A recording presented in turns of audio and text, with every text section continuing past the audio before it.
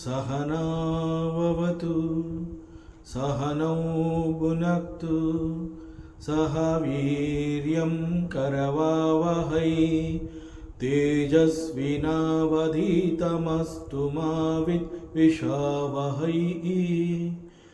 ॐ शान्ति शान्ति ಶಾಂತಿಃ. ಶ್ರೀಕೃಷ್ಣ ಸರ್ವೂ ನಿನ್ನ ಸೇವೆಯಾಗಲಿ ಸ್ವಾಮಿ. ಎಲ್ಲ ಆಧ್ಯಾತ್ಮ ಬಂಧುಗಳಿಗೂ ನಮಸ್ಕಾರ ಮತ್ತು ಜ್ಞಾನದರ್ಶನಂ ವೇದಿಕೆಗೆ ಸ್ವಾಗತ. ಧ್ವನಿ ಗುರುದೇವದಾಗಿರಲಿ, ವಿಚಾರ ಪರಮಾತ್ಮನದಾಗಿರಲಿ, ಹಾಗೂ ಇದು ನನ್ನದಲ್ಲದ ಕರ್ಮವಾಗಲಿ. ಶ್ರೀಮದ್ ಭಗವದ್ಗೀತಾ. ಮೊದಲಿಗೆ ಪ್ರಾರ್ಥನೆ. ಯಂ ಬ್ರಹ್ಮಾ ವರುಣೇಂದ್ರ ರುದ್ರಮರುತಃ ಸ್ತುನ್ವಂತಿ ದಿವ್ಯೈಸ್ತವೈಃ ವೇದೈಃ ಸಾಂಗಪದಕ್ರಮೋಪನಿಷದೈಃ ಗಾಯಂತಿ ಯಂ ಸಾಮಗಾಃ ಧ್ಯಾನಾವಸ್ಥಿತತದ್ಗತೇನ ಮನಸಾ ಪಶ್ಯಂತಿ ಯಂ ಯೋಗಿನೋ ಯಸ್ಯಾಂತಂ ನ ವಿದುಃಸುರಾಸುರಗಣ ದೇವಾಯ ತಸ್ಮೈ ನಮಃ. ದೇವಾಯ ತಸ್ಮೈ ನಮಃ. ಓಂ ಶ್ರೀ ಪರಮಾತ್ಮನೇ ನಮಃ. ಅಥ ದ್ವಿತೀಯೋಧ್ಯಾಯಃ ಸಾಂಖ್ಯಯೋಗ.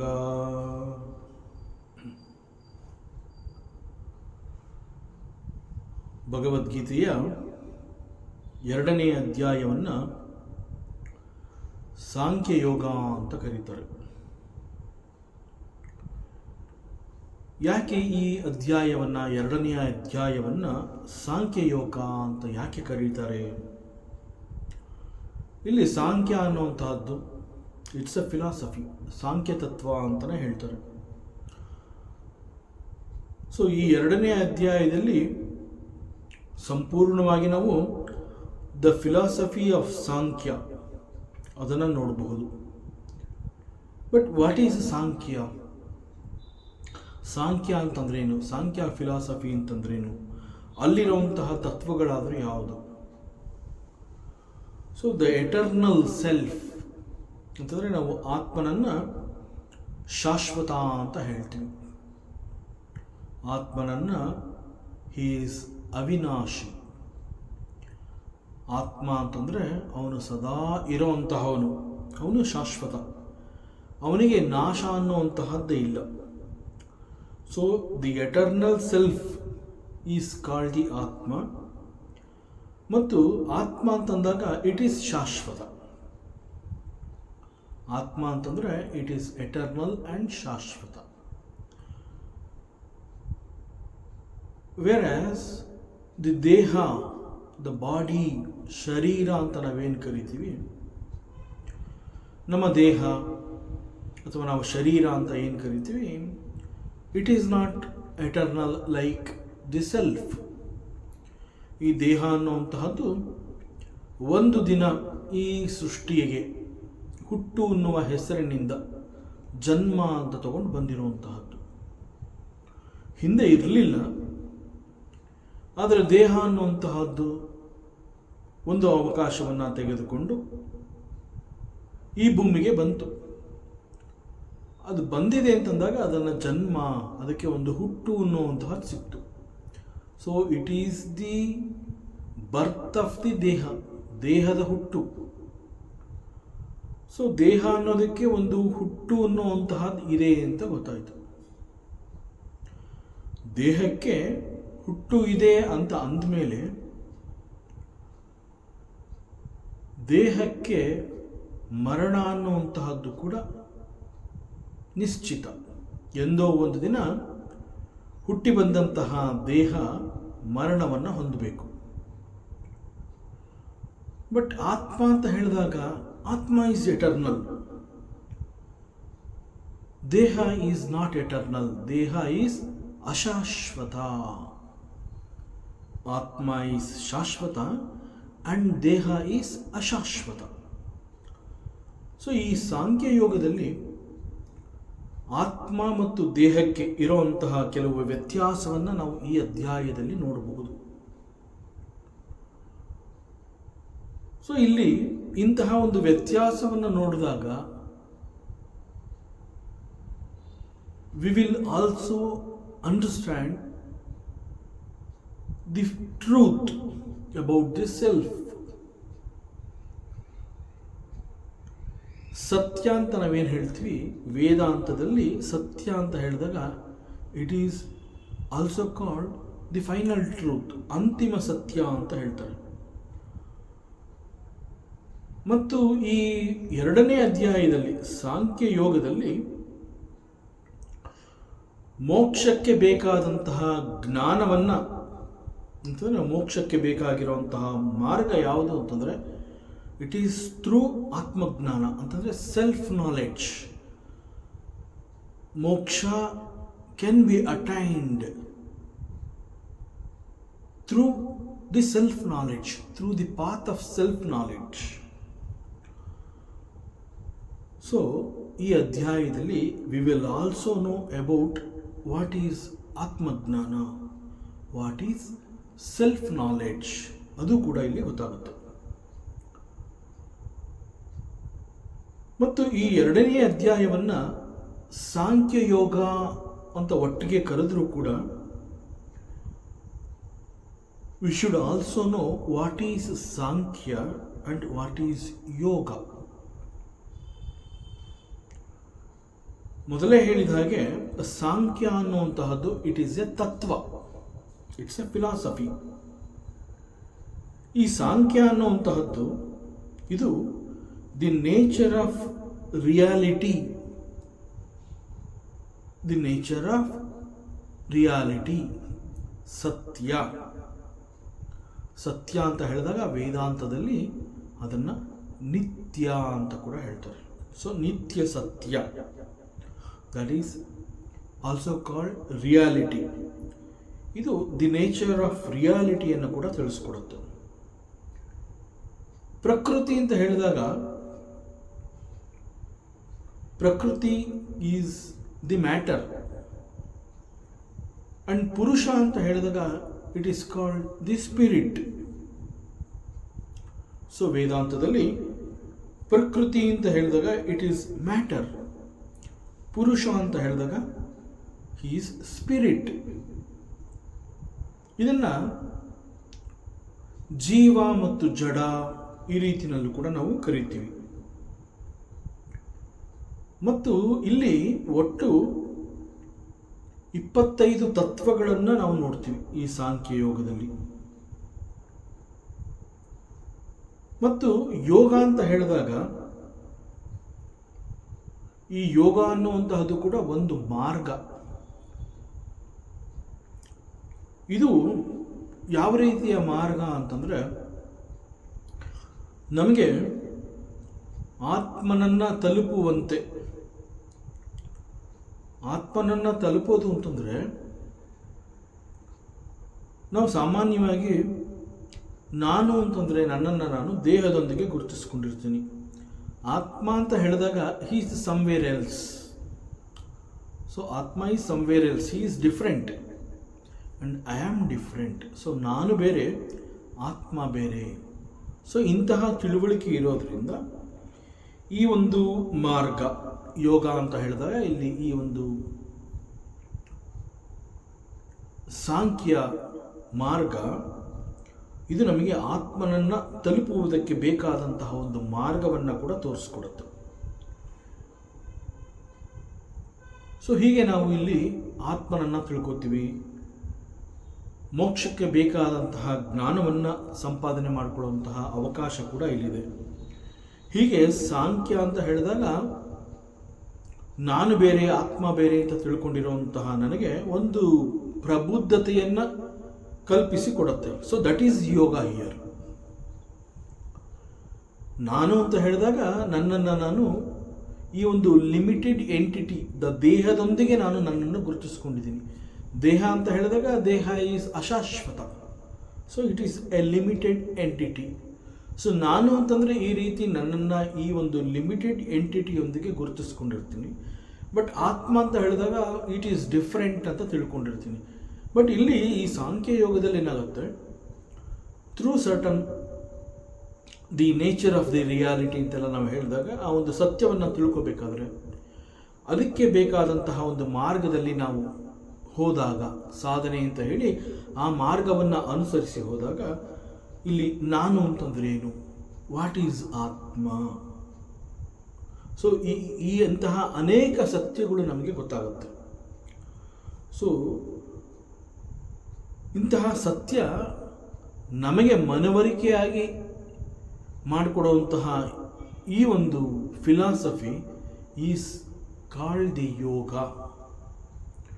ಅಂತಹದ್ದು ನಮಗೆ ಸಿಗತ್ತೆ ಅಂತಲೇ ಅಂದ್ಕೊಂಡಿರಲಿಲ್ಲ, ಸಿಗುವಂತೆ ಮಾಡುತ್ತೆ. ನಾವು ಎಕ್ಸ್ಪೆಕ್ಟೇ ಮಾಡಿರೋದಿಲ್ಲ, but we will come to understand about it. So it is called the yoga. So ಹೀಗೆ ಸಾಂಖ್ಯ ಯೋಗ ಅನ್ನುವಂತಹದ್ದು ಇಟ್ಸ್ ಎ ಕಾಂಬಿನೇಷನ್. ಮತ್ತು 2ನೇ ಅಧ್ಯಾಯದಲ್ಲಿ ನಾವು ದ ಎಟರ್ನಲ್ ಸೋಲ್ ಅಂತಂದರೆ ಆತ್ಮ, ಸದಾ ಇರುವಂತಹ ಆತ್ಮ, ಅದರ ಜೊತೆಗೆ the ಇಂಪರ್ಮನೆನ್ಸ್ of the material world ಅಂತ ನಾವೇನು ಒಂದು ಜಗತ್ತು ಅಂತ ಕರಿತೀವಿ, ವೇದಾಂತದ ದೃಷ್ಟಿಯಿಂದ ಹೇಳಬೇಕು ಅಂತಂದರೆ ಜಗತ್ತು ಅನ್ನುವಂತಹದ್ದು ಈಸ್ ನಾಟ್ ಸತ್ಯ. ಜಗತ್ತು ಅನ್ನುವಂತಹದ್ದು ಸತ್ಯ ಅಲ್ಲ ಅಂತಂದಾಗ ಅನೇಕ ಪ್ರಶ್ನೆಗಳು ನಮ್ಮ ಕಣ್ಣು ಮುಂದೆ ಬರುತ್ತೆ. ಯಾಕೆಂತಂದರೆ ಜಗತ್ತು ಅಂತ ಹೇಳಿದಾಗ on a day to day basis we are transacting with this world.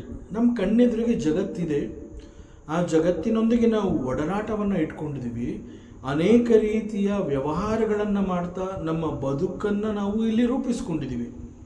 ಮತ್ತು ಇಲ್ಲಿ ವೇದಾಂತ ಜಗತ್ತು ಅನ್ನುವಂತಹದ್ದು ಇಟ್ ಈಸ್ ನಾಟ್ ರಿಯಲ್ ಅಂತ ಹೇಳಿದಾಗ it is a very big confusion.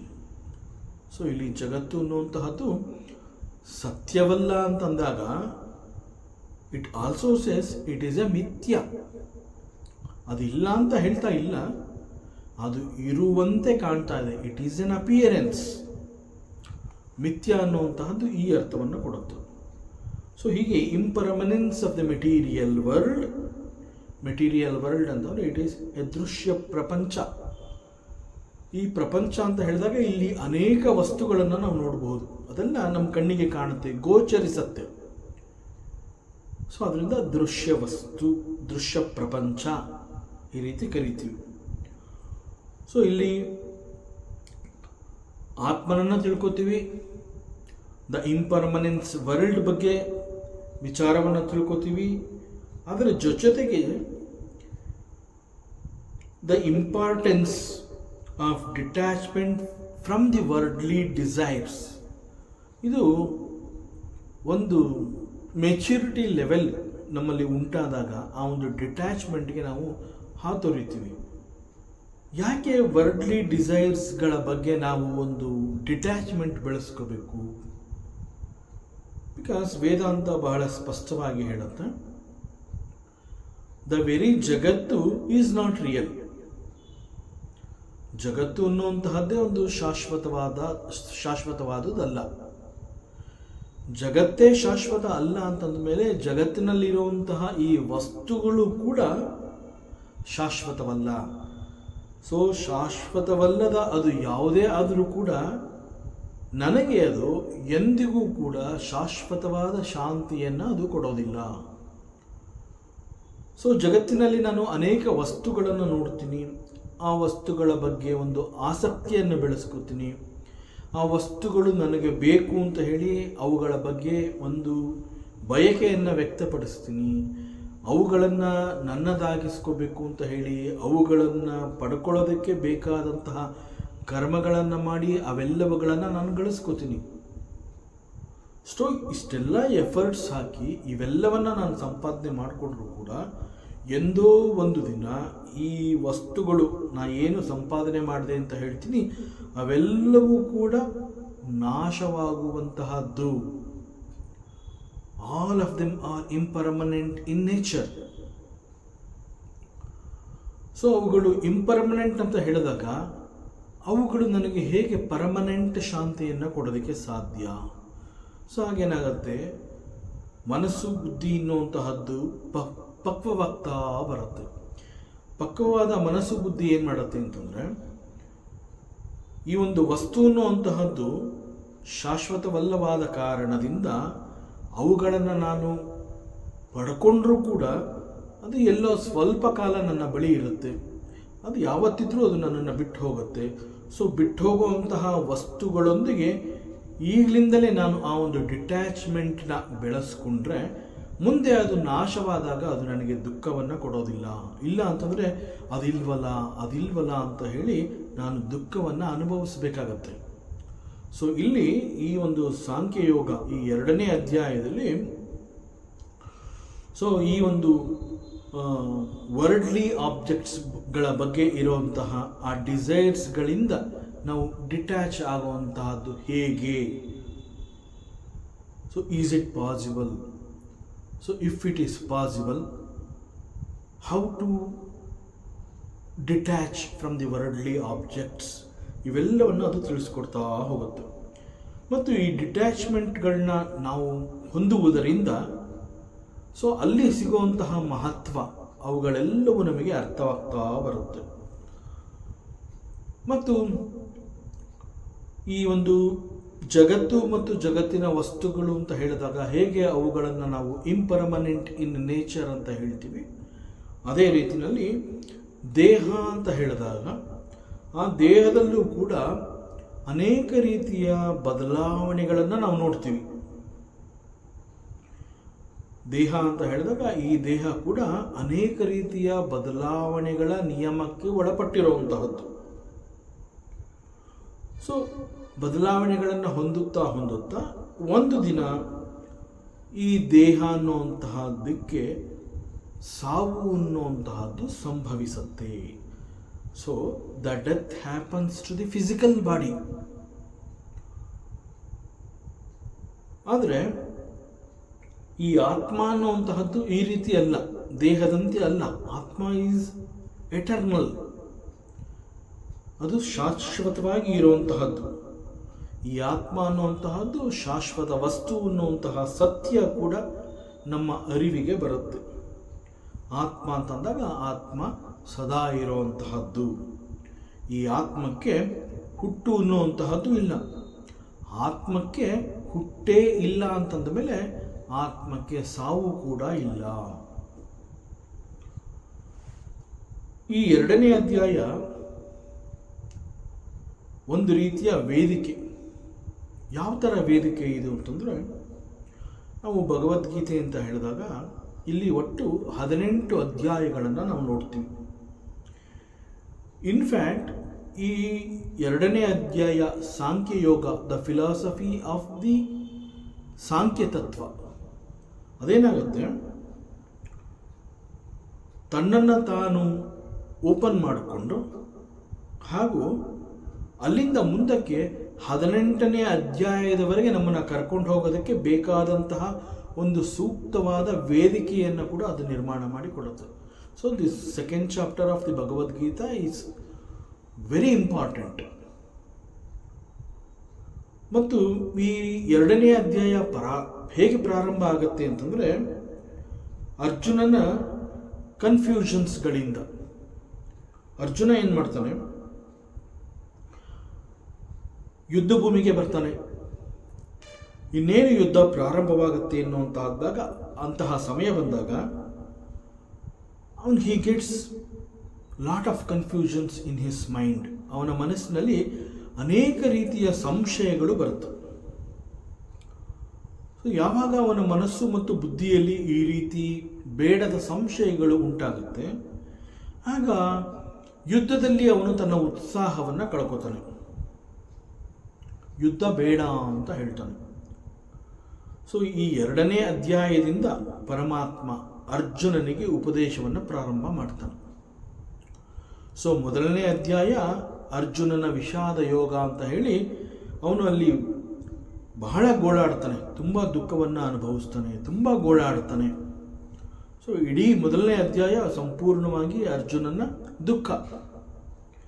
ಈ 2ನೇ ಅಧ್ಯಾಯದಲ್ಲಿ ಏನಾಗುತ್ತೆ, ಅರ್ಜುನನಿಗೆ ಸತ್ಯವನ್ನು ತಿಳಿಸ್ಬೇಕು, ಅವನು ದುಃಖ ತಪ್ತನಾಗಿದ್ದಾನೆ ಅಂತ ಹೇಳಿ ಅವನನ್ನು ಸಮಾಧಾನ ಮಾಡಬೇಕು. ಸೊ ಈ ಅಧ್ಯಾಯದಿಂದಲೇ ಪರಮಾತ್ಮ ಅರ್ಜುನನಿಗೆ ಉಪದೇಶವನ್ನು ಪ್ರಾರಂಭ ಮಾಡ್ತಾನೆ. ಇಲ್ಲಿ ಅರ್ಜುನನ ರಥದಲ್ಲಿ ಶ್ರೀಕೃಷ್ಣ ಸಾರಥಿಯಾಗಿ ಬಂದಿರ್ತಾನೆ ಮತ್ತು ಸಾರಥಿಯಾಗಿ ಬಂದಂತಹ ಅದೇ ಕೃಷ್ಣ ಅರ್ಜುನನಿಗೆ ಉಪದೇಶವನ್ನು ಮಾಡ್ತಾನೆ. ಸೊ ನಮ್ಮೆಲ್ಲರಿಗೂ ತಿಳಿದಿರೋ ಹಾಗೆ ಅರ್ಜುನನಿಗೆ ಭಗವದ್ಗೀತೆಯ ಉಪದೇಶವನ್ನು ಮಾಡಿದ್ದು ಶ್ರೀಕೃಷ್ಣ ಅಂತ ಗೊತ್ತಾದರೂ ಕೂಡ ಇಲ್ಲಿ ಉಪದೇಶವನ್ನು ಶ್ರೀಕೃಷ್ಣ ಅರ್ಜುನನಿಗೆ ಕೊಡ್ತಾ ಇದ್ದಾನೆ, ಉಪದೇಶವನ್ನು ಮಾಡ್ತಾ ಇದ್ದಾನೆ ಅಂತಂದಾಗ ಪ್ರತಿ ಸಂದರ್ಭದಲ್ಲೂ ಕೂಡ ಅವನ ಉಪದೇಶಗಳನ್ನು ಭಗವಾನ್ ಉವಾಚ, ಭಗವಂತ ಉಪದೇಶ ಮಾಡ್ತಾ ಇದ್ದಾನೆ ಅಂತಲೇ ಈ ಭಗವದ್ಗೀತೆಯಲ್ಲಿ ಅದನ್ನು ಹೇಳಿರುವಂತಹದ್ದು. ಮತ್ತು ಇಲ್ಲಿ ಉಪದೇಶವನ್ನು ಮಾಡ್ತಾ ಮಾಡ್ತಾ ಪ್ರತಿ ಸಂದರ್ಭವನ್ನು ಉಪಯೋಗಿಸಿಕೊಂಡು ಭಗವಂತ ಅರ್ಜುನನಿಗೆ ಹೇಳ್ತಾನೆ, ನೀನು ಯುದ್ಧವನ್ನು ಮಾಡಲೇಬೇಕು, ಇದು ನಿನ್ನ ಧರ್ಮ, ಇದು ನಿನ್ನ ಕರ್ತವ್ಯ. ಹೀಗೆ he will guide the Arjuna.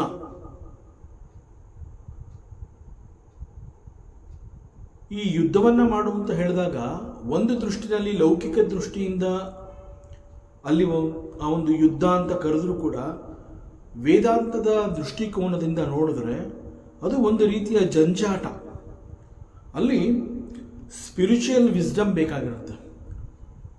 So ಇಲ್ಲಿ ಯುದ್ಧವನ್ನು ಮಾಡು ಅಂತ ಹೇಳ್ತಾ ಇರೋದು ಯಾಕೆ ಅಂತಂದರೆ to attain that spiritual wisdom, liberation ಅಂತ ಹೇಳ್ತೀವಿ.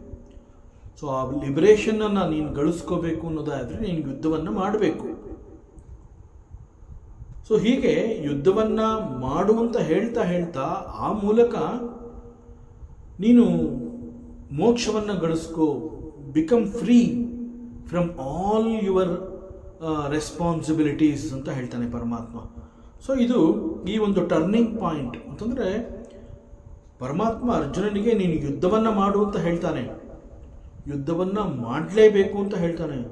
ಹಾಗೂ ಇದು ನಿನ್ನ ಧರ್ಮ ಮತ್ತು ಕರ್ಮ, ಇಟ್ ಈಸ್ ಯುವರ್ ರೆಸ್ಪಾನ್ಸಿಬಿಲಿಟಿ.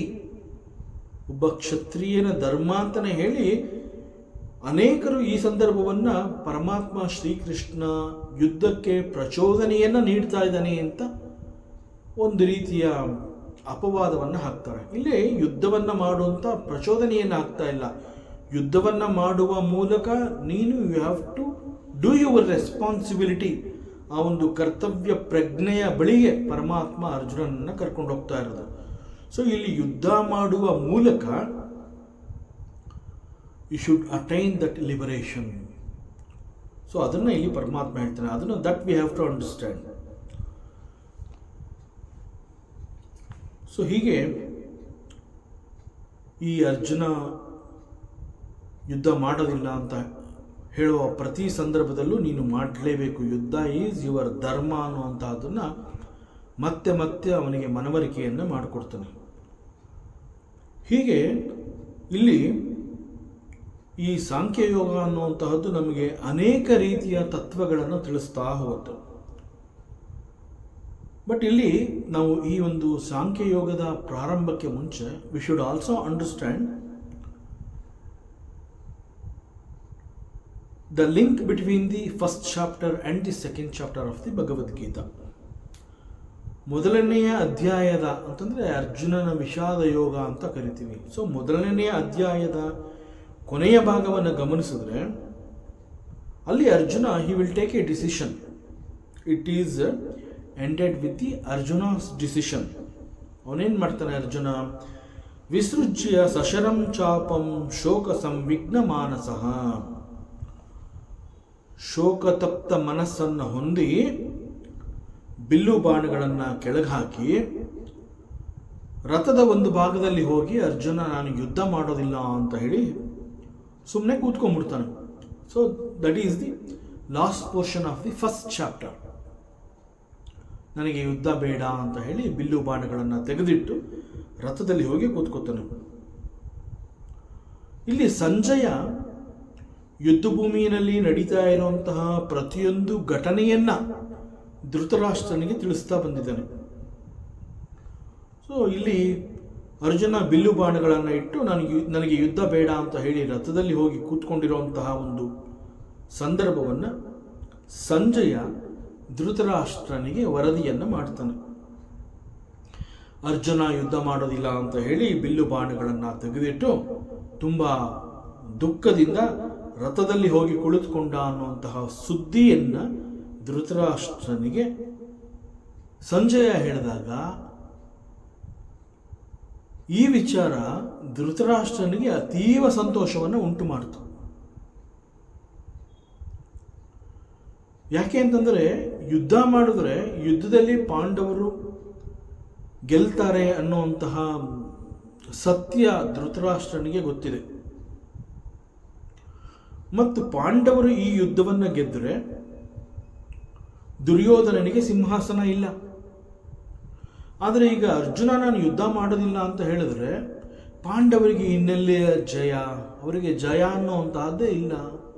ಮತ್ತು ಅರ್ಜುನನೇ ಯುದ್ಧ ಬೇಡ ಅಂತ ಹೇಳಿದ ಮೇಲೆ ಉಳಿದ ಸಹೋದರರು ಅರ್ಜುನನ ಮಾತುಗಳನ್ನು ಅನುಮೋದಿಸಿ ಯುದ್ಧದ ನೀತಿಯನ್ನು ಕೈ ಬಿಡ್ತಾರೆ, ಯುದ್ಧ ಮಾಡೋದಿಲ್ಲ ಅವರು. ಆಗ ದುರ್ಯೋಧನ ಅವನು ಹಿ ಬಿಕಮ್ಸ್ ದಿ ಕಿಂಗ್. ಅವನು ಅನ್ಕ್ವಶ್ಚನಬಲ್ ಕಿಂಗ್. ಅವನನ್ನು ಯಾರು ಪ್ರಶ್ನೆ ಮಾಡೋ ಹಾಗೆ ಇಲ್ಲ. ಬಹಳ ಅನಾಯಾಸವಾಗಿ ದುರ್ಯೋಧನನಿಗೆ ಸಿಂಹಾಸನ ಸಿಗತ್ತೆ ಎನ್ನುವಂತಹ ಒಂದು ಕನಸು ಧೃತರಾಷ್ಟ್ರನಿಗೆ ಅತೀವ ಸಂತೋಷವನ್ನು ಉಂಟು ಮಾಡ್ತಾನೆ. ಸೊ ವಾಸ್ತವಿಕವಾಗಿ ಇಲ್ಲಿ ಆ ರೀತಿ ನಡೆಯೋದಿಲ್ಲ. ಯಾಕೆ ಅಂತಂದರೆ ಅಲ್ಲಿರೋಂತಹದ್ದು ಯಾರು? ಭಗವಂತ ಸಾಕ್ಷಾತ್ ಶ್ರೀಕೃಷ್ಣ ಈಸ್ ದೇರ್. ಈ ಕ್ಷಣದಲ್ಲಿ ಅರ್ಜುನನಿಗೆ ದುಃಖ ಆಗಿದೆ, ಯುದ್ಧ ಮಾಡೋದಿಲ್ಲ ಅಂತ ಹೇಳ್ತಾ ಇದ್ದಾನೆ. ಬಟ್ ಯುದ್ಧ ನಡೆಯೋದಿಲ್ಲ ಅನ್ನುವಂತಹ ರೀತಿಯಲ್ಲಿ ಏನು ವಿಚಾರ ಹೋಗಿ ಮುಟ್ಟಿಲ್ಲ ಅವನಿಗೆ. ಸೊ ಯುದ್ಧ ಪ್ರಾರಂಭ ಆಗುವಂತಹ ಸಂಭವ ಕೂಡ ಇದೆ. Because there is lord Shri Krishna. ಈ ವಿಚಾರವನ್ನು ಮತ್ತಷ್ಟು ವಿಸ್ತಾರವಾಗಿಯೇ ಧೃತರಾಷ್ಟ್ರನಿಗೆ ಸಂಜಯ ತಿಳಿಸ್ತಾನೆ. ಶ್ರೀಕೃಷ್ಣ ಮತ್ತು ಅರ್ಜುನ ಇವರ ಒಂದು ಸಂವಾದವನ್ನು ಪೂರ್ಣವಾಗಿ ಹಂತ ಹಂತವಾಗಿ ಧೃತರಾಷ್ಟ್ರನಿಗೆ ವಿವರಿಸ್ತಾ ಹೋಗ್ತಾನೆ. ಕೃಷ್ಣ ಹೇಗೆ ಅರ್ಜುನನಿಗೆ ಮತ್ತೆ ಯುದ್ಧದಲ್ಲಿ ಉತ್ಸಾಹ ಬರೋ ಹಾಗೆ ಮಾಡ್ತಾನೆ, ಏನೆಲ್ಲ ಉಪದೇಶವನ್ನು ಮಾಡ್ತಾನೆ, ಅರ್ಜುನ ಹೇಗೆ ಯುದ್ಧಕ್ಕಾಗಿ ಪ್ರಿಪೇರ್ ಆದ, ಇವೆಲ್ಲವನ್ನ ಈ 2ನೇ ಅಧ್ಯಾಯದಲ್ಲಿ we can see the philosophical points.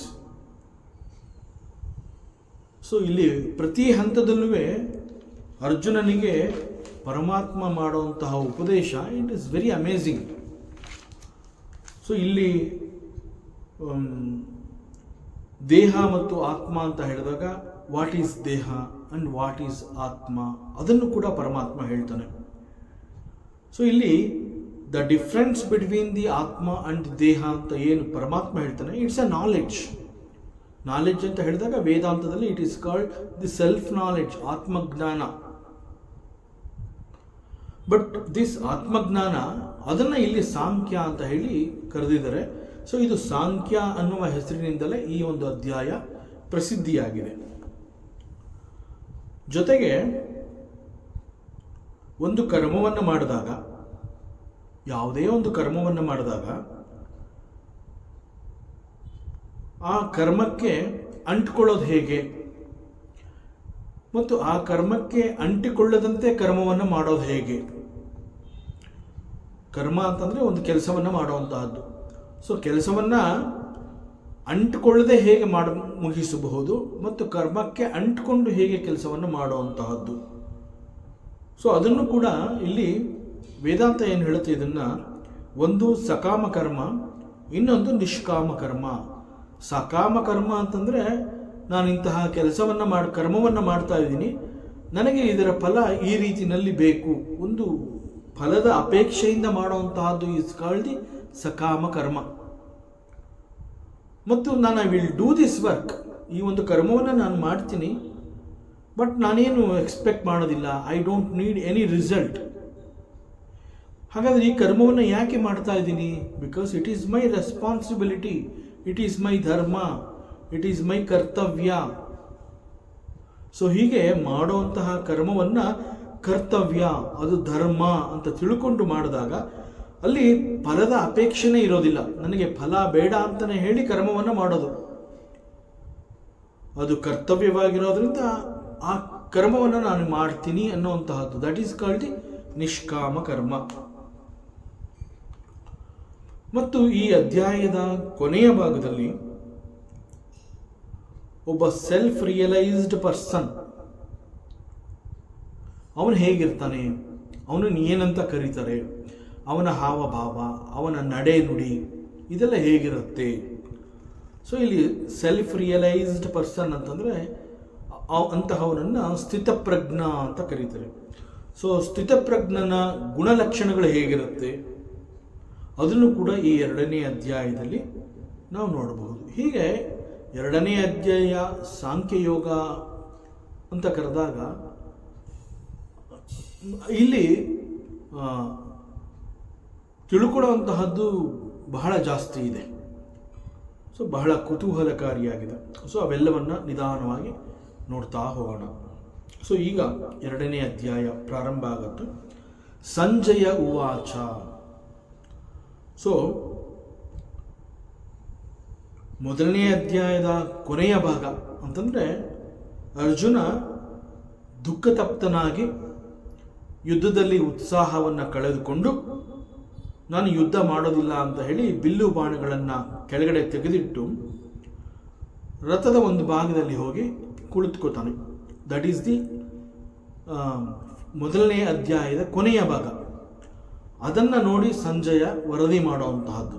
So Sanjay ಉವಾಚ ತಂ ತಥಾ ಕೃಪಯಾವಿಷ್ಟಂ ಅಶ್ರುಪೂರ್ಣ ಕುಲೇಕ್ಷಣಂ ವಿಷೀದಂತ ಮಿದಂ ವಾಕ್ಯಂ ಉವಾಚ ಮಧುಸೂದನ. ಸೊ ಸಂಜಯ ಹೇಳ್ತಾ ಇದ್ದಾನೆ,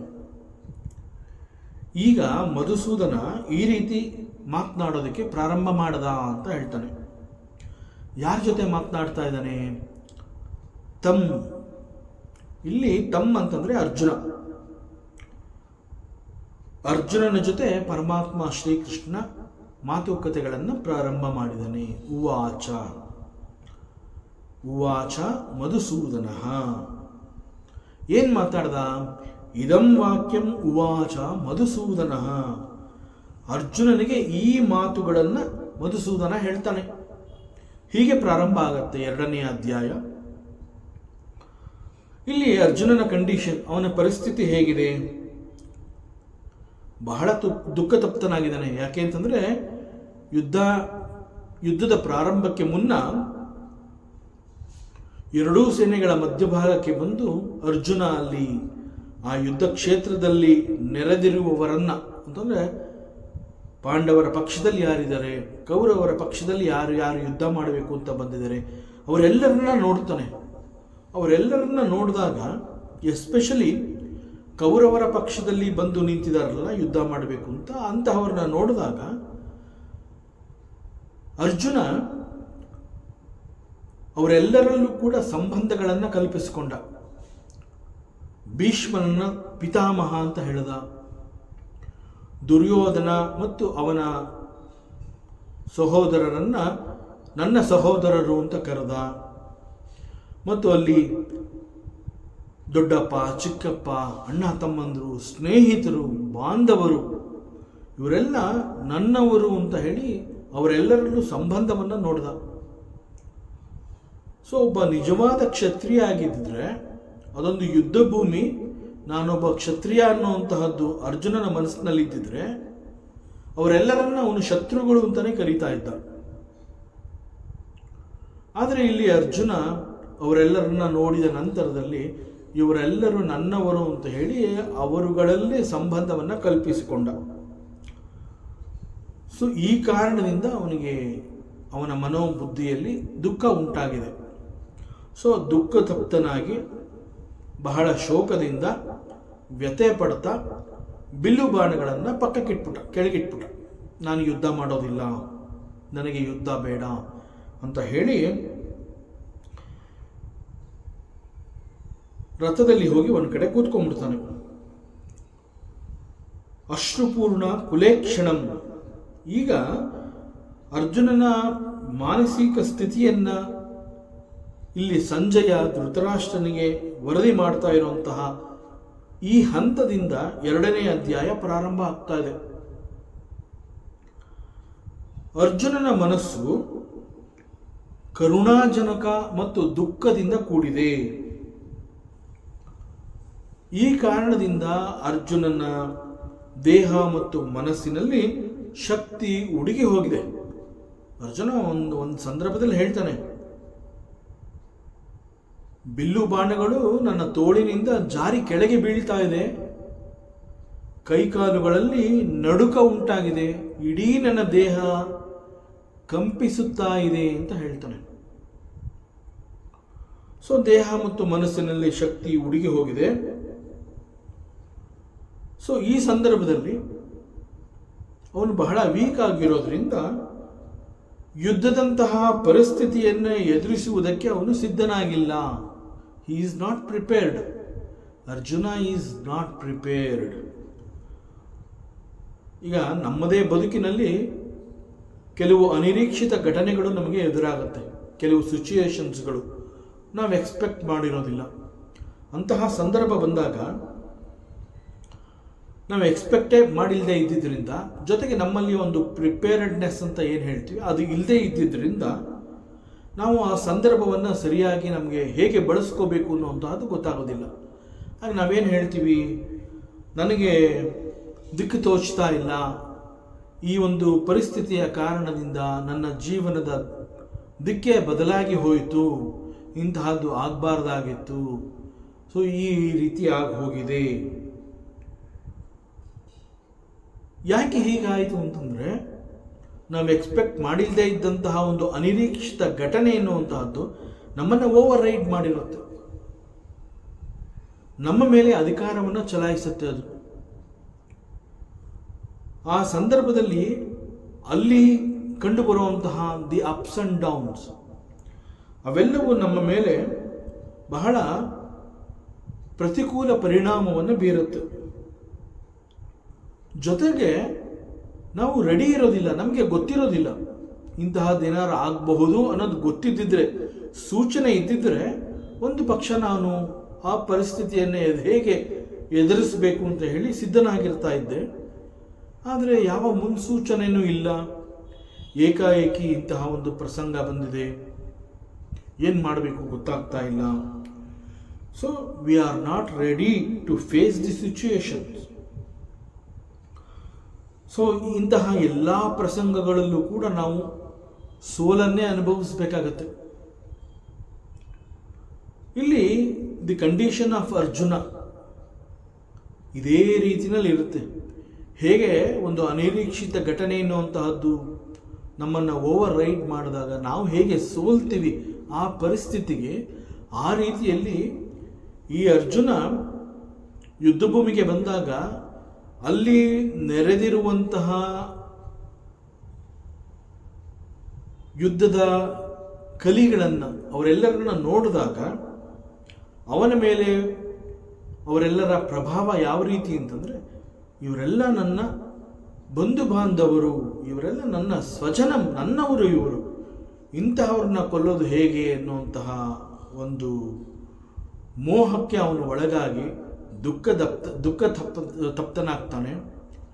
ಬಹಳ ಶೋಕದಿಂದ ಬಿಲ್ಲು ಬಾಣಗಳನ್ನು ಪಕ್ಕಕ್ಕಿಟ್ಟು, ನಾನು ಯುದ್ಧ ಮಾಡೋದಿಲ್ಲ, ಯುದ್ಧ ಮಾಡಿದ್ರೆ ನಾನು ಇವರೆಲ್ಲರನ್ನ ಕೊಲ್ಲಬೇಕಾಗತ್ತೆ, ಜೊತೆಗೆ ಇವರೆಲ್ಲ ನನ್ನವ್ರನ್ನ ನಾನೇ ಹೇಗೆ ಕೊಲ್ಲಲಿ, ನನ್ನ ಕೈನಲ್ಲಿ ಸಾಧ್ಯವೇ ಇಲ್ಲ ಅಂತ ಹೇಳಿ ಅವನು ನಿಸ್ಸಹಾಯಕ ಪರಿಸ್ಥಿತಿಯನ್ನು ಅನುಭವಿಸಿ ಕಣ್ಣುಗಳಲ್ಲಿ ನೀರು ತುಂಬಿಕೊಂಡಿರುತ್ತೆ. ಇಂತಹ ಪರಿಸ್ಥಿತಿಯನ್ನೇ ಇಲ್ಲಿ ಸಂಜಯ ಧೃತರಾಷ್ಟ್ರನಿಗೆ ವರದಿಯನ್ನು ಮಾಡ್ತಾ ಇದ್ದಾನೆ. ಅಶ್ರುಪೂರ್ಣ ಕುಲೇಕ್ಷಣಂ. ಒಬ್ಬ ಕ್ಷತ್ರಿಯ ಅಂತ ಹೇಳಿದಾಗ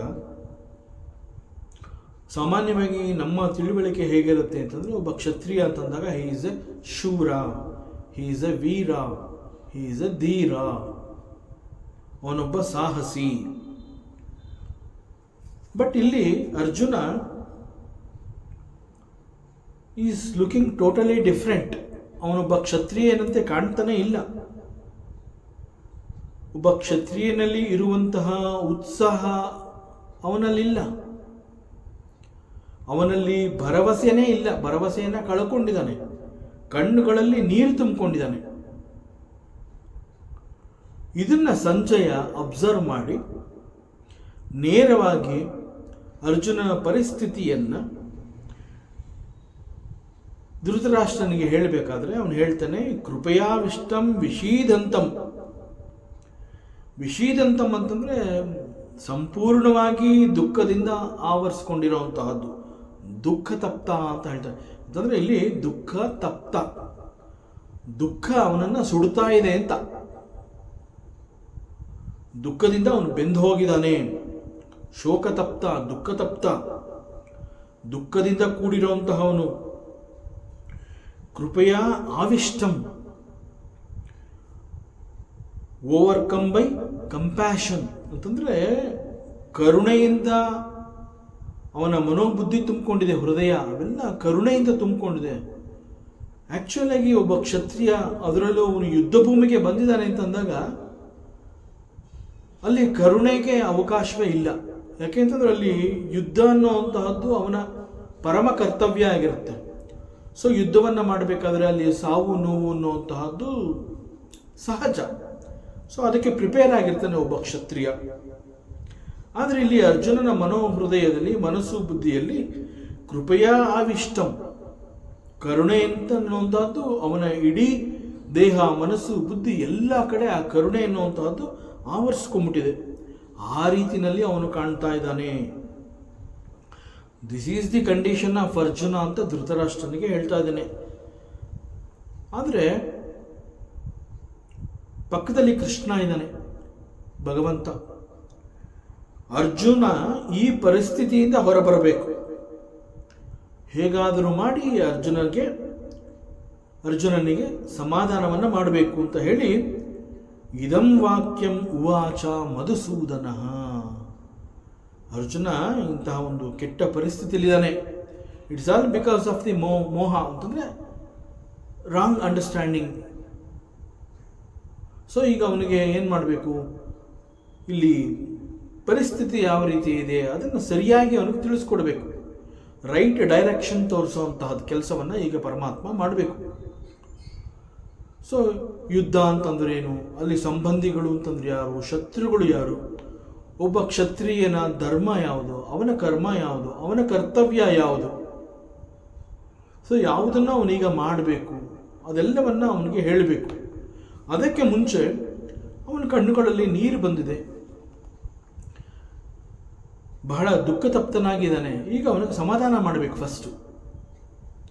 ಸೊ ಅವನಿಗೆ ಸಮಾಧಾನ ಮಾಡಬೇಕು ಅಂತ ಹೇಳಿ ಪರಮಾತ್ಮ ಶ್ರೀಕೃಷ್ಣ ಇದಂ ವಾಕ್ಯಂ ಉವಾಚ ಮಧುಸೂದನ. ದಿ ಲಾರ್ಡ್ ಮಧುಸೂದನ ಈ ವಾಕ್ಯಗಳನ್ನು ಮಾತನಾಡ್ತಾ ಇದ್ದಾನೆ. ಇಲ್ಲಿ ಮಧುಸೂದನ ಅನ್ನುವಂತಹದ್ದು it is another name of lord Shrikrishna. Madhu ಅನ್ನುವಂತಹ ಒಬ್ಬ ರಾಕ್ಷಸನನ್ನ ಶ್ರೀಕೃಷ್ಣ ಈ ಹಿಂದೆ ಕೊಂದಿರ್ತಾನೆ. ಸೊ ಮಧು ಅನ್ನುವಂತಹವನು ಒಬ್ಬ ರಾಕ್ಷಸ, ಸೂದನ ಅಂತಂದರೆ ಅಂತಹವನನ್ನು ಮಣಿಸಿರುವಂತಹದ್ದು, ಕ್ಲಿಯರ್ ಮಾಡಿದ್ದಾನೆ ಅಂತ ಅರ್ಥ. ಸೊ ಹೀಗೆ ಒಬ್ಬ ರಾಕ್ಷಸನನ್ನು ಶ್ರೀಕೃಷ್ಣ ಕೊಂದಿರ್ತಾನೆ. ಈ ಕಾರಣದಿಂದ ಅವನನ್ನು ಮಧುಸೂದನ ಅಂತ ಕರೀತಾರೆ. ಬಟ್ ಇಲ್ಲಿ ಧೃತರಾಷ್ಟ್ರನಿಗೆ ಅರ್ಜುನನ ಪರಿಸ್ಥಿತಿಯನ್ನು ವಿವರಿಸಿ ಅರ್ಜುನನೊಂದಿಗೆ ಶ್ರೀಕೃಷ್ಣ ಮಾತಾಡ್ತಾ ಇದ್ದೇನೆ ಅನ್ನುವಂತಹದ್ದನ್ನು ಕೂಡ ಹೇಳಬೇಕು ಸಂಜಯ. ಅವನು ಬಿಲ್ಲು ಬಾಣಗಳನ್ನು ತೆಗೆದಿಟ್ಟ, ಇಟ್ ಈಸ್ ಓಕೆ. ಕಣ್ಣಂಚಿನಲ್ಲಿ ನೀರು ತುಂಬಿದೆ, ದಟ್ ಈಸ್ ಆಲ್ಸೋ ಓಕೆ. ಯುದ್ಧ ಬೇಡ ಅಂತ ಹೇಳಿ ರಥದ ಒಂದು ಪಕ್ಕದಲ್ಲಿ ಬಂದು ಕೂತ್ಕೊಂಡ್ಬಿಟ್ಟಿದ್ದಾನೆ, that is also okay. At the same time ಅಲ್ಲೇ ರಥದಲ್ಲಿ ಅವನ ಪಕ್ಕದಲ್ಲೇ ಇರುವಂತಹ ಪರಮಾತ್ಮ ಅವನನ್ನು ಸಮಾಧಾನ ಮಾಡ್ತಾ ಇದ್ದಾನೆ ಎನ್ನುವಂತಹ ವರದಿಯನ್ನು ಕೂಡ ಧೃತರಾಷ್ಟ್ರನಿಗೆ ಕೊಡಬೇಕು. ಯಾಕೆಂತಂದರೆ ಧೃತರಾಷ್ಟ್ರ ಅರ್ಜುನ ಯುದ್ಧ ಮಾಡ್ತಾ ಇಲ್ಲ ಅಂತ ಡಿಸೈಡ್ ಮಾಡಿದ್ದಾನೆ ಅಂತಂದಾಗಲೇ ಅವನು ಕನಸು ಕಾಣೋದಕ್ಕೆ ಪ್ರಾರಂಭ ಮಾಡಿಬಿಟ್ಟಿದ್ದಾನೆ, ಬಹಳ ಸಂತೋಷವನ್ನು ಅನುಭವಿಸ್ತಾ ಇದ್ದಾನೆ. ಆದರೆ ಇಲ್ಲಿ ಸಂಜಯ ಅವನಿಗೆ ಇದಂ ವಾಕ್ಯಂ, ಈ ಮಾತುಗಳನ್ನು ಉವಾಚ ಮಧುಸೂದನ ಅಂತ ಹೇಳುವ ಮೂಲಕ, ಹೇ ಧೃತರಾಷ್ಟ್ರ, ಕನಸು ಕಾಣಬೇಡ, ಈ ರೀತಿ ಆಗೋದಿಲ್ಲ, ನೀ ಅನ್ಕೊಂಡಿರೋ ಹಂಗೆ ಆಗೋದಿಲ್ಲ. ಪರಿಸ್ಥಿತಿ ಮತ್ತೊಂದು ದಿಕ್ಕನ್ನು ತಗೊಳುತ್ತೆ. ಯಾಕೆಂತಂದ್ರೆ ಅಲ್ಲಿರೋಂಥದ್ದು ಯಾರು? ಈಸ್ ಮಧುಸೂದನ. ಅವನಿಲ್ಲಿ ಕೃಷ್ಣ ಅಂತ ನೇರವಾಗಿ ಹೇಳ್ತಿಲ್ಲ ಸಂಜಯ, ಮಧುಸೂದನ ಅನ್ನುವಂತಹ ಪರಮಾತ್ಮನ ಮತ್ತೊಂದು ಹೆಸರನ್ನು ಉಪಯೋಗಿಸಿ ಮಾತನಾಡ್ತಾ ಇದ್ದಾನೆ. ಇಲ್ಲಿ ಯಾಕೆ ಸಂಜಯ ಮಧುಸೂದನ ಅನ್ನುವಂತಹ ಒಂದು ಹೆಸರನ್ನು ಉಪಯೋಗಿಸಿ ಇಲ್ಲಿ ಮಾತನಾಡ್ತಾ ಇದ್ದಾನೆ? ರಾಕ್ಷಸ ಅನ್ನುವಂತಹದ್ದು ಆ್ಯಕ್ಚುಲಿ ಇಟ್ ಈಸ್ ಎ ಗುಣ. ರಾಕ್ಷಸ ಅಂತಂದಾಗ ರಾಕ್ಷಸಿ ಪ್ರವೃತ್ತಿ ಅಂತ ಹೇಳ್ತೀವಿ.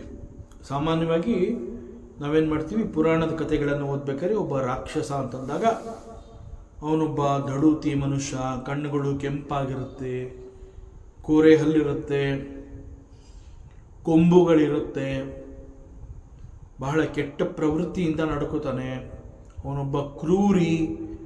ಇಂತಹ ಚಿತ್ರಣಗಳನ್ನು ನಾವು ನಮ್ಮ ಮನಸ್ಸಿಗೆ ತಂದುಕೊಂಡಿರ್ತೀವಿ. ಬಟ್ ಆ್ಯಕ್ಚುಲಾಗಿ ರಾಕ್ಷಸ ಅಂತ ಹೇಳಿದಾಗ ಇಟ್ ಈಸ್ ಎ ಗುಣ, ರಾಕ್ಷಸಿ ಗುಣ ಅಂತಲೇ ಹೇಳ್ತಾರೆ. ಸೊ ರಾಕ್ಷಸ ಅನ್ನುವಂತಹದ್ದು ಒಂದು ಗುಣ, ಆ್ಯಂಡ್ ಆ ಗುಣ ಯಾರಿಗೂ ಬೇಕಿಲ್ಲ. ಆ ಗುಣ ಅನ್ನುವಂತಹದ್ದು ಯಾರಿಗೂ ಬೇಕಿಲ್ಲ.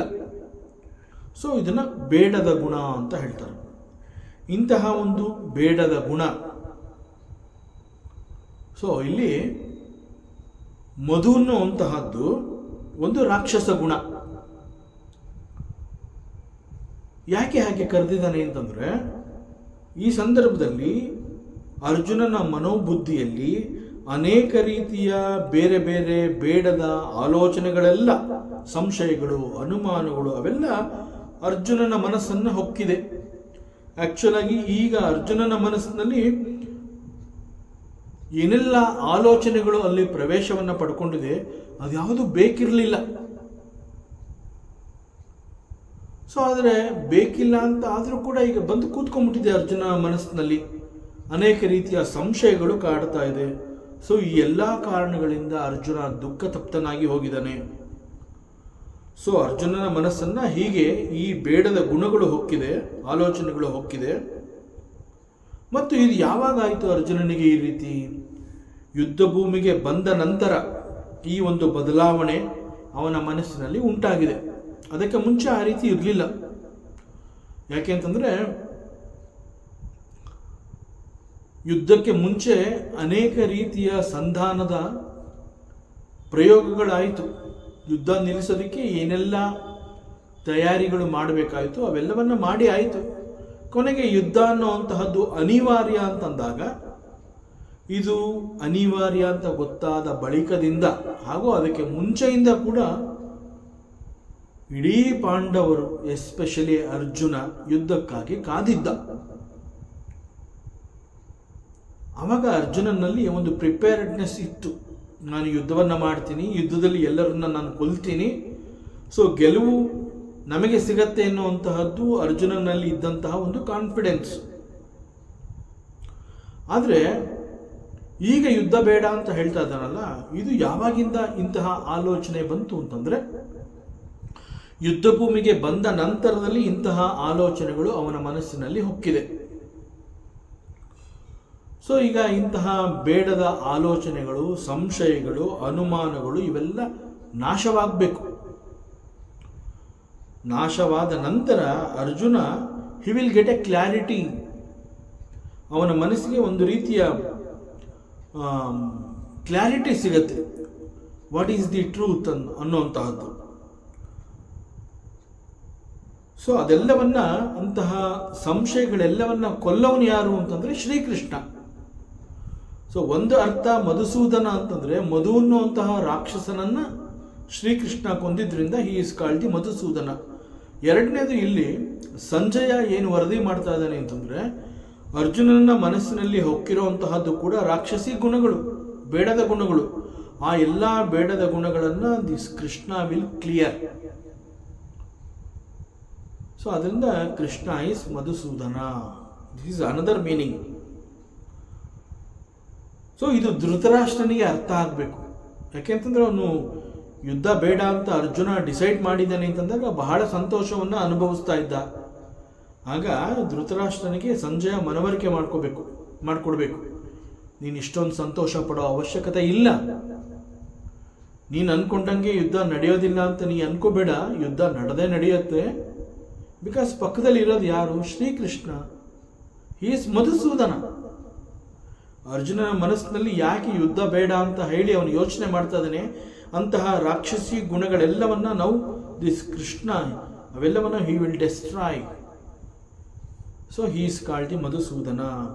ಸೊ ಮಧುಸೂದನ ಅನ್ನುವಂತಹದ್ದು ಆ ಒಂದು ಸೂಕ್ತವಾದ ಹೆಸರನ್ನ ಆ ಸಂದರ್ಭದಲ್ಲಿ ಉಪಯೋಗಿಸುವ ಮೂಲಕ ಧೃತರಾಷ್ಟ್ರ ನೀನು ಅಷ್ಟೊಂದು ಸಂತೋಷ ಪಡಬೇಡ ಅಂತ ಹೇಳಿ, ಯಾಕೆಂತಂದ್ರೆ ಅಟ್ಲೀಸ್ಟ್ ದಿಸ್ ಧೃತರಾಷ್ಟ್ರ ಈಗಲಾದರೂ ಮನಸ್ಸನ್ನು ಬದಲಾಯಿಸಿಕೊಂಡ್ರೆ ಯುದ್ಧವನ್ನು ನಿಲ್ಲಿಸಬಹುದು. ಸೊ ಒಂದು ರೀತಿಯ ಎಚ್ಚರಿಕೆಯನ್ನು ಧೃತರಾಷ್ಟ್ರನಿಗೆ ಕೊಡಬೇಕು.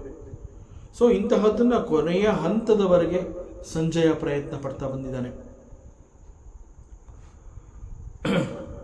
ಸೊ ಇಲ್ಲಿ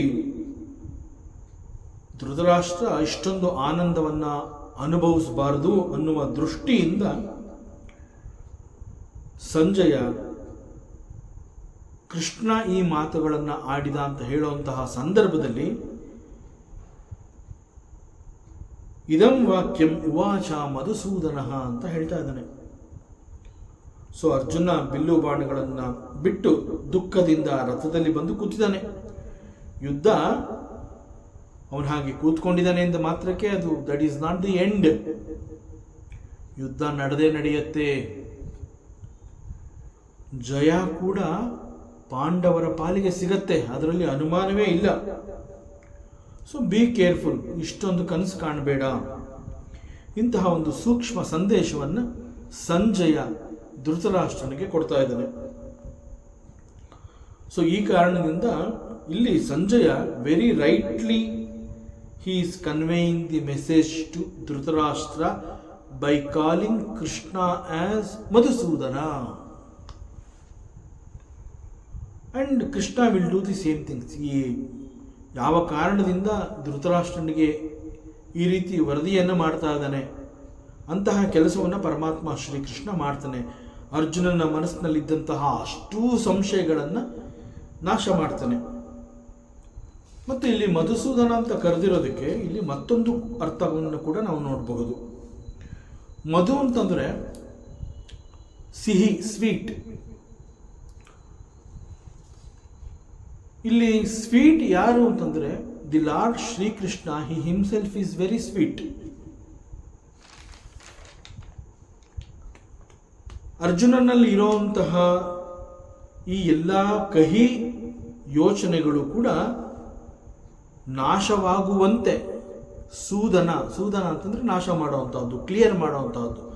Krishna will clear all his doubts, all the doubts of Arjuna ಅದನ್ನು ಹಿ ವಿಲ್ ಕ್ಲಿಯರ್.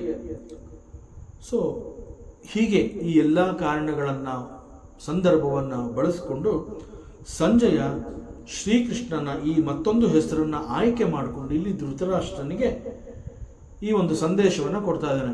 ಹೇ ಧೃತರಾಷ್ಟ್ರ, ಈ ವಾಕ್ಯಗಳನ್ನು ಅರ್ಜುನನಿಗೆ ಮಧುಸೂದನ ಉವಾಚ ಹೇಳ್ತಾ ಇದ್ದಾನೆ. ಇಲ್ಲಿ ಅರ್ಜುನನಿಗೆ ಆಗಿರುವಂತಹ ದುಃಖ is nothing but the ignorance ಅಂತ ಹೇಳ್ತಾರೆ. ಅಂತಂದರೆ ಅಜ್ಞಾನದ ಕಾರಣದಿಂದ ಅವನು ದುಃಖಕ್ಕೆ ಒಳಗಾಗಿದ್ದಾನೆ. ಮತ್ತು ಈ ಸಂದರ್ಭದಲ್ಲಿ ನಾವು ವೇದಾಂತದ ಅಲ್ಲಲ್ಲಿ ಬರುವಂತಹ ಹೇಳಿಕೆ, ವೇದಾಂತದ ಹೇಳಿಕೆ ಅಂತಂದರೆ ಇಟ್ ಇಸ್ ಕಾಲ್ಡ್ ದ ಧೀರವಾಣೀಸ್. ವೇದಾಂತ ಪ್ರತಿ ಸಂದರ್ಭವನ್ನು ಉಪಯೋಗಿಸ್ಕೊಂಡು ಇಂತಹ ಒಂದು ಹೇಳಿಕೆಯನ್ನು ಕೊಡುತ್ತೆ. ಬಹಳ ಸ್ಪಷ್ಟವಾಗಿ ಹೇಳುತ್ತೆ ವೇದಾಂತ, ಅಜ್ಞಾನವೇ ದುಃಖಕ್ಕೆ ಕಾರಣ ಅಂತ ಹೇಳುತ್ತೆ. See, if you are suffering, it is only because of the ignorance. ನಿನಗೆ ಸತ್ಯ ಗೊತ್ತಿಲ್ಲದೆ ಇರೋದ್ರಿಂದ ಏನೋ ಆಗೋಗುತ್ತೆ ಅಂತ ಹೇಳಿ ನೀನು ದುಃಖವನ್ನು ಪಡ್ತಾ ಇದೆಯಾ. ಬಟ್ ನೀನು ಅಂದ್ಕೊಳ್ಳೋ ಹಾಗೆ ಇದೇನೂ ಆಗೋದಿಲ್ಲ ನಿನಗೆ. ಬಟ್ ಆ ಧೈರ್ಯ ಇಲ್ಲದೇ ಇದ್ದಿದ್ದರಿಂದ ಮನುಷ್ಯ ಸಫರ್ ಮಾಡ್ತಾ ಇದ್ದಾನೆ. ಸೊ ಅದರಿಂದ ವೇದಾಂತ ಏನು ಹೇಳುತ್ತೆ ಅಂತಂದರೆ, have faith, have confidence, still you can change the situation. Situation is, ಅದು ಈಗ ನಿನ್ನ ಕಣ್ಣಿಗೆ ಎದುರಿಗೆ ಬಂದು ನಿಂತಿದೆ, ಈಗಲೂ ಕೂಡ ನೀನು ಅದನ್ನು ಬದಲಾಯಿಸ್ಕೋಬಹುದು. ಆದ್ದರಿಂದ ದುಃಖ ಪಡುವಂತಹದ್ದಲ್ಲ. ನೀನು ದುಃಖ ಪಡ್ತಾ ಇದೆಯಾ ಅಂತಂದರೆ it is because of the ignorance. ಅದರಿಂದ ವೇದಾಂತ ಅಲ್ಲಲ್ಲಿ ಹೇಳುತ್ತೆ, ಅಜ್ಞಾನವೇ ದುಃಖಕ್ಕೆ ಕಾರಣ. ಮತ್ತು ಅರ್ಜುನನ ಮನೋಬುದ್ಧಿ ಹೃದಯದಲ್ಲಿ ಕರುಣೆ ತುಂಬಿದೆ. ಕೃಪಯಾ ಆವಿಷ್ಟಂ. ಕರುಣೆ ಎಲ್ಲಿರಬೇಕು ಆ್ಯಕ್ಚುಯಲ್ ಆಗಿ? It should be on the eternal soul. ಯಾಕೆ ಅಂತಂದರೆ ನಾನು ಬೇರೆ, ಆತ್ಮ ಬೇರೆ. ನಾನು ಅಂತಂದರೆ ಈ ದೇಹ ಅಂತ ತಿಳ್ಕೊಂಡಿದ್ದೀನಿ. That it self is ignorance. ನನ್ನನ್ನು ನಾನು ದೇಹ ಅಂತ ಒಪ್ಕೊಂಡಿರೋಂತಹದ್ದೇ ಅಜ್ಞಾನ. ಮತ್ತು ಆತ್ಮ ಅಂತ ಹೇಳಿದಾಗ ಇಟ್ ಈಸ್ ಸಮ್ವೇರ್ ಎಲ್ಸ್, ಎಲ್ಲೋ ದೂರದಲ್ಲಿದೆ, ನನ್ನಿಂದ ದೂರದಲ್ಲಿದೆ, ನನಗಿಂತ ಬೇರೆದದು ಅಂತ ತಿಳ್ಕೊಂಡಿರೋಂತಹದ್ದು ಎಗೇನ್ ಇಟ್ ಈಸ್ ಅಜ್ಞಾನ. ಸೊ ಅದರಿಂದ ಕರುಣೆ ಎಲ್ಲಿರಬೇಕು ಅಂತಂದರೆ, ನೀನು ಆತ್ಮನಿಗಿಂತ ಬೇರೆ ಅಲ್ಲ, ನೀನೇ ಆತ್ಮ. ಅದರಿಂದ ಕರುಣೆ ಎಲ್ಲಿರಬೇಕು ಅಂತಂದರೆ, ಆತ್ಮನ ವಿಚಾರವನ್ನು ತಿಳ್ಕೊಳ್ಳುವುದರ ಬಗ್ಗೆ ನಿನಗೆ ಕರುಣೆ ಇರಬೇಕು. ಸೊ ಕರುಣೆಯನ್ನು ನೀನು ಅಲ್ಲಿ ತೋರಿಸ್ಬೇಕು. ಯಾವ ಮನುಷ್ಯ ಈ ಲೌಕಿಕ ವಸ್ತು ವಿಷಯಗಳಲ್ಲಿ ಸಿಕ್ಕಾಕೊಂಡು ಅದರಲ್ಲಿ ಮುಳುಗಿ ದುಃಖವನ್ನು ಪಡ್ತಾ ಇರ್ತಾನೆ, ಅಂತಹವನಿಗೆ ಕರುಣೆ ಬೇಕು.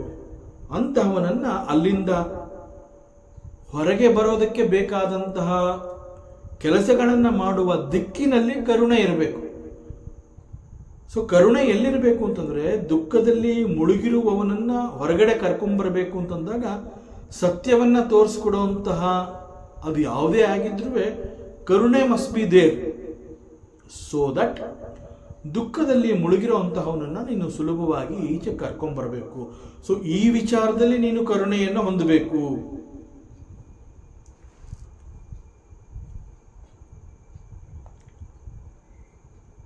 ಆದರೆ ಸಾಮಾನ್ಯವಾಗಿ ಇಲ್ಲಿ ಹೇಗಿದೆ ಅಂತಂದರೆ, all of us are ignorant about our true nature.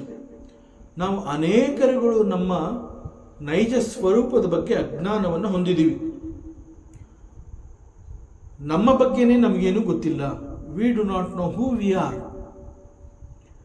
ವೇದಾಂತದಲ್ಲಿ ಬಹಳ ಮೂಲಭೂತವಾದ ಪ್ರಶ್ನೆ. ವೇದಾಂತ ಪ್ರಾರಂಭ ಆಗುತ್ತಿದ್ದ spirituality starts by enquiring who am I. So ನನ್ನ ಸ್ವರೂಪ, ನನ್ನ ನೈಜ ಸ್ವರೂಪದ ಬಗ್ಗೆ ನನಗೆ ಜ್ಞಾನ ಬೇಕು.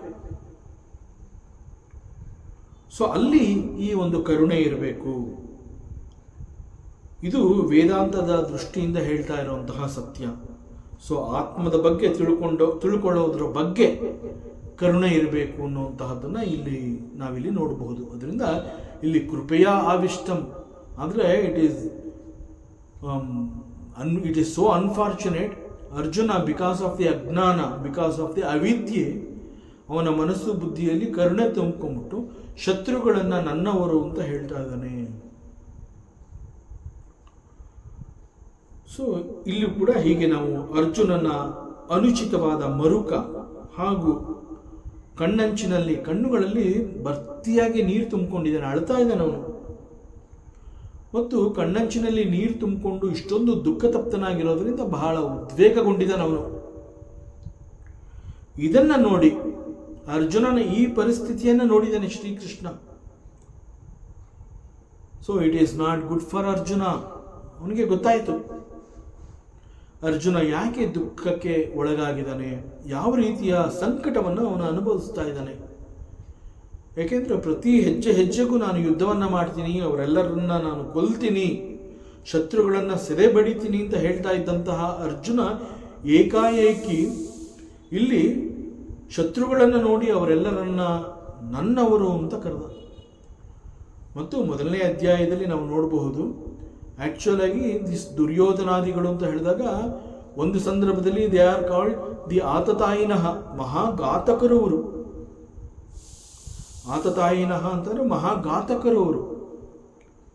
ಆದರೆ ಅವರೆಲ್ಲರೂ ಕೂಡ ಆತತಾಯಿನಃ ಮಹಾಘಾತಕರು ಅಂತ ಗೊತ್ತಾದ ಬಳಿಕ ಕೂಡ ಅರ್ಜುನ ಅವರೆಲ್ಲರನ್ನ ನನ್ನವರು ಅಂತ ಕರೆದಿದ್ದಾನೆ, ಸ್ವಜನಂ ಅಂತ ಹೇಳ್ತಾನೆ. ಒಂದು ಸಂದರ್ಭದಲ್ಲಿ ಅವರೆಲ್ಲರನ್ನು ಇವನೇ ಹೇಳಿರ್ತಾನೆ, ಆತತಾಯಿನಃ ಮಹಾಘಾತಕರು ಅವರೆಲ್ಲ. ಮತ್ತೊಮ್ಮೆ ಹೇಳ್ತಾನೆ, ನನಗೆ ಯುದ್ಧ ಬೇಡ, ಯಾಕೆಂತಂದರೆ ಯುದ್ಧವನ್ನು ಮಾಡಿದ್ರೆ ನಾ ಇವ್ರನ್ನೆಲ್ಲ ಕೊಲ್ಲಬೇಕಾಗತ್ತೆ. ಆದರೆ ಇಲ್ಲಿ ಇರೋರು ಯಾರು ನನಗೆ ಶತ್ರುಗಳ ಥರ ಕಾಣ್ತಾ ಇಲ್ಲ, ಇವರೆಲ್ಲ ಸ್ವಜನಂ, ನನ್ನ ಬಂಧುಗಳಂತ ನನಗೆ ಕಾಣ್ತಾ ಇದ್ದಾರೆ. ಇಂತಹವರ ಜೊತೆ ನಾನು ಹೇಗೆ ಯುದ್ಧವನ್ನು ಮಾಡಲಿ, ನನ್ನ ಕೈನಲ್ಲಿ ಆಗ್ತಾ ಇಲ್ಲ.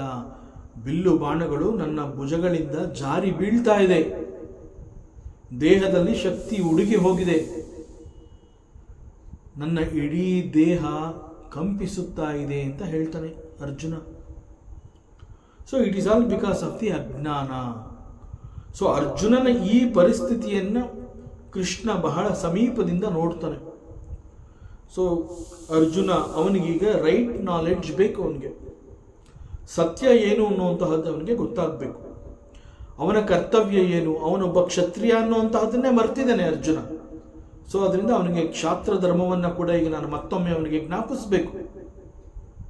ಅವನು ಪರಧರ್ಮದಲ್ಲಿ ಆಸಕ್ತಿಯನ್ನು ಬೆಳೆಸ್ಕೊಂಡ್ಬಿಟ್ಟಿದ್ದಾನೆ ಅರ್ಜುನ, ಸ್ವಧರ್ಮದಲ್ಲಿ ವಿಶ್ವಾಸವನ್ನು ಕಳ್ಕೊಂಡಿದ್ದಾನೆ. ವಾಟ್ ಈಸ್ ದಿ ಸ್ವಧರ್ಮ ಆಫ್ ದಿ ಅರ್ಜುನ?